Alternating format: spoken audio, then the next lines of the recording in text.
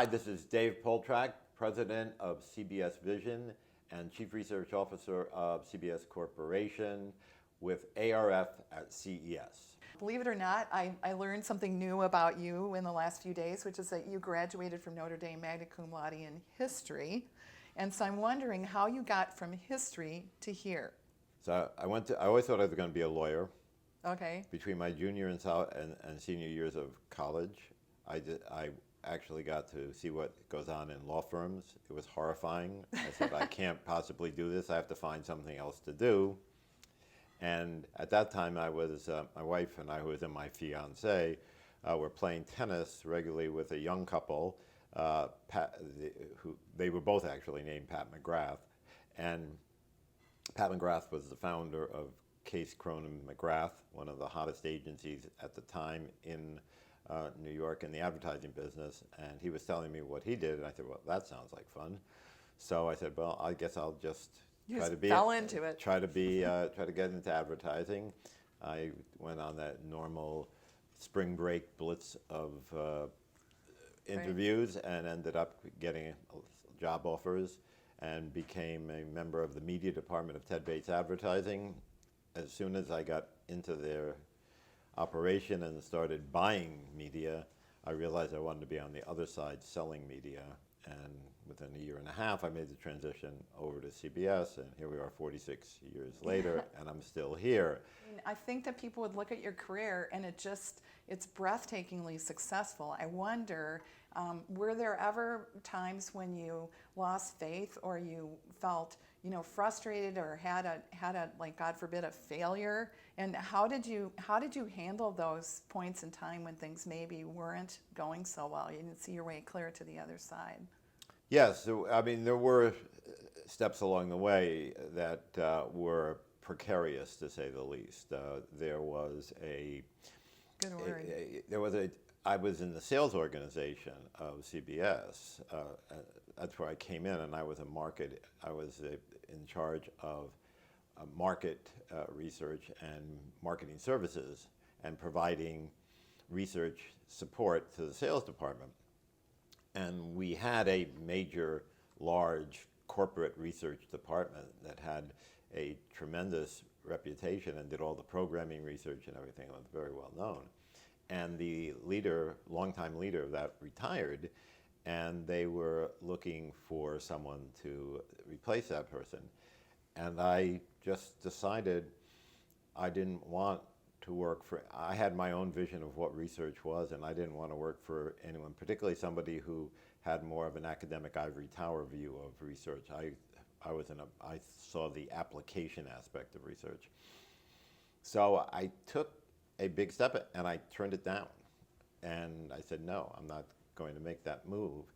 And I had a great boss at the time who said, well, they're phasing out your job, so I've got to find something else for you to do.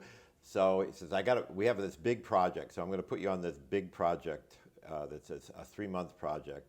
And during that time, we'll find something else for you to do.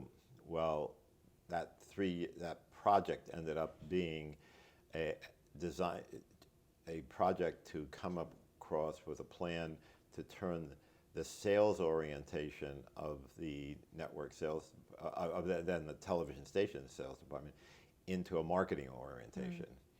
And in working on that project, I created a new job for myself, the head of marketing services. And then after a year and a half in that job, I got the top job. I'm on the advisory committee of this Insights 2020 initiative, and it's really interesting because there's some parallels in terms of, is marketing research need to be supporting sales and not just marketing now? And then what about digital marketing and data science? And how do we navigate our career paths now in the industry? Do you have any insights on that or any advice? Well, I've always said that market research boils down to being the consumer's advocate and voice in the corporate environment. And if you look at that, all of the device, whether you're dealing with data analytics or psychographic research or biofeedback measures, they're all just tools to get at the mindset of the consumer. And you use them all. And so there is, I think people tend to look at market research maybe with, small m, small r. And I look at market research with capital M, capital R. And therefore, when people say market research versus data analytics, I say data analytics is market research. What would you say your biggest success has been this past year? The thing I'm proudest of is we're finally moving away from demographic measurement to, we're moving from counting the house to measuring results. And we're doing it in a very rapid way, and the industry is finally embracing it. And I think that is, from our parochial point of view, going to allow us to really show just how powerful television advertising is as a marketing tool.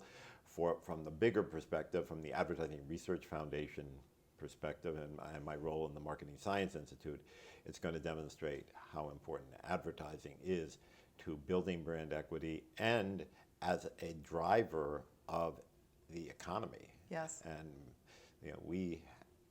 I've said before, it is no coincidence that China emerged as a major consumer economy and a major economy when they started accepting television advertising. The two go together, and we have the tools now to measure that. So that's the longer term perspective, and that's what I think really came around in 2015. Your prediction for 2016? Well, I guess it's a worn out word, but I think it works here. A new paradigm for media planning. Yeah. And I think that encompasses the new media world. And I think we have a breakthrough there. And we're going to be featuring that. And at the very least, we're going to start an interesting debate on that front. So I think that's very exciting. It's just been wonderfly fun to kick off the ARF CES with this interview, and just thrilled and can't wait to go off to our webcast and have a really great 2016 together. Great. Looking forward to it.